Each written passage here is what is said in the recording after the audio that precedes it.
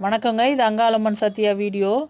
மயான சூறைக்கு அங்காள பரமேஸ்வரி அந்த அம்மா வர்றத பார்க்கும்போதுங்க, அப்படியே அந்த சிலை கூட அவ்வளோ கோவமா இருக்க மாரி இருக்கும். பயங்கர ஆவேசமா ஓடி வரும் அந்த அம்மா. அதாவது இழுத்துட்டு வரமாட்டாங்க. அந்த தேர் அப்படியே ஓடி வரா மாரியே இருக்கும். அப்படி ஒரு அதிவேகமா எல்லா ஊர்கள்லயும் எங்க ஊர்கள்லலாம் அப்படித்தான் வரும். மலையனூர்ல கூட அது மாரி தான் சொல்றாங்க. அந்த மயான காளி இருக்கிற இடத்துல அந்த சூற விடுவாங்களாங்க. அந்த காலத்துல நெல்மணிகள், விதைகள் அதெல்லாம் கூட சூற விட்டுருவாங்களாம். அந்த அந்த முந்தானி ஏந்தியோ, இல்ல துணிகள்ல ஏந்தியோ அந்த சூறை பொருள ஒரு ஒரு ஒரு விதை 2 விதை கிடைச்சா கூட, அத கொண்டு போய் வயல்ல போட்டு அது கூட பயிர் வைக்கும்போது அப்படி ஒரு விளைச்சல் வருமாங்க. அந்த அம்மா அப்படி ஒரு ஆசீர்வாதம் பண்ணுமாம். எங்க ஏரியாக்கள்லாம் முருங்கை மரம் இருக்கும். முருங்கைக்கீரைகள், முருங்கைக்காய் இதெல்லாம் கொண்டு போய் அந்த அம்மாக்கு சூற விட்டாங்கன்னாங்க, அடுத்த வருஷம் பயங்கரமா காய்க்குங்க அந்த மரம். அந்த மாதிரி அந்த அம்மாவுக்கு ஒரு பொருள் குடுத்தோம்னா, நம்மளுக்கு 1000 பொருளா திரும்பி தருவா அந்த அம்மா.